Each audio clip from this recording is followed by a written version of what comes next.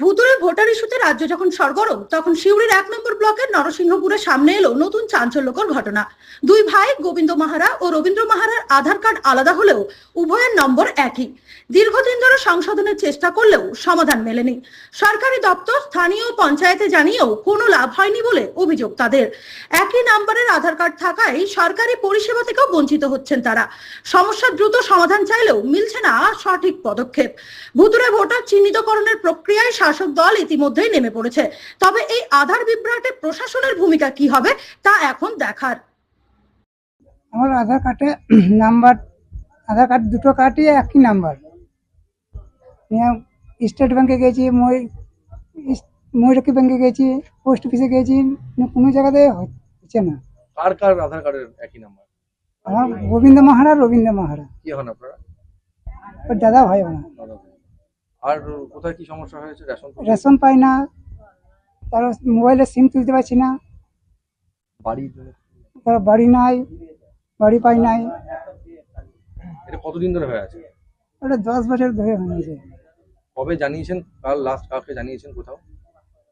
ওই ব্যাংকে যে করেছিলাম, একই কার্ড বেরিয়ে চলে আসছে, করছি আর একই কার্ড বেরিয়ে নিয়ে রাখছি যেতে বলছে। স্থানীয় কোনো নেতাকে বা মেম্বারকে জানাইছিলাম, আমার দুর্গাপুর মেম্বার।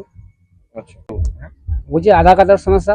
আমাদের দু ভাই, আমাদের নাম্বার, হ্যাঁ নাম্বারটা একই হয়ে গেছে, অ্যাক্টিভ হয়ে গেছে নাম্বারটা। কিন্তু আমরা গিয়েছিলাম অফিসে, তো বলছে রাঁচি যেতে হবে। রাঁচিতে আমাদের সম্ভব নয় যাবার, আমাদের বাড়ি পাচ্ছি না, রেশন পাচ্ছি না। কবে থেকে এই সমস্যা? মোটামুটি ওই 10 বছর। তবে থেকে অনেক অফিসে গেছেন? হ্যাঁ অফিসে গিয়েছিলাম, অফিসে বলছে রাঁচি যাও। তারপরে মেম্বারকে জানাইলাম, মেম্বার তো ঘুরেছে, তো ও পারলে না। তারপরে আমাদের ওই সমস্যা, মানে এটাই সমস্যা। এখন যখন আধার কার্ড করেছিলেন তখন নাম্বারটা দেখেননি দুজনে? না দেখে নাই। এখন কোথায় কোথায় সমস্যা হচ্ছে, কি কি পাচ্ছেন না? পাচ্ছি না, রেশন পাচ্ছি না, ঘর পাচ্ছি না। তার বাদে তোমার ব্যাংকে বই বন্ধ আছে আমাদের, এটাই।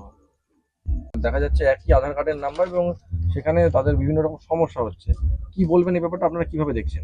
এটা আমাকে মোটামুটি যখন আমাকে জানিয়েছিল, প্রায় 5-6 মাস আগে জানিয়েছিল।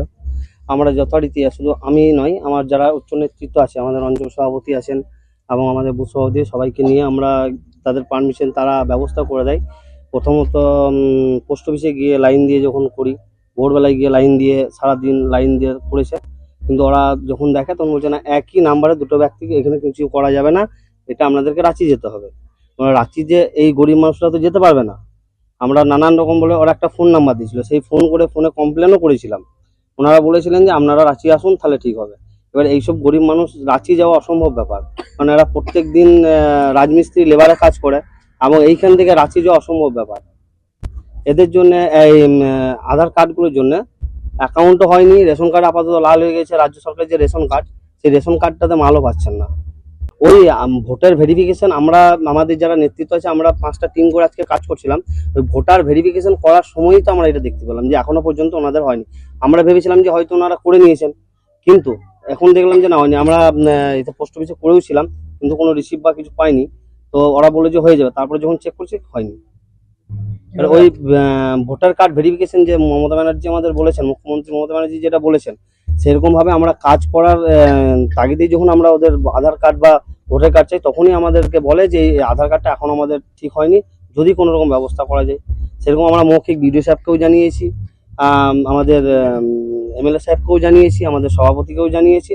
টোটাল আমাদের যে তৃণমূল কংগ্রেসের যে যারা নেতৃত্ব দিচ্ছেন বা নেতৃত্ব আছেন, সবাইকে জানিয়েছি।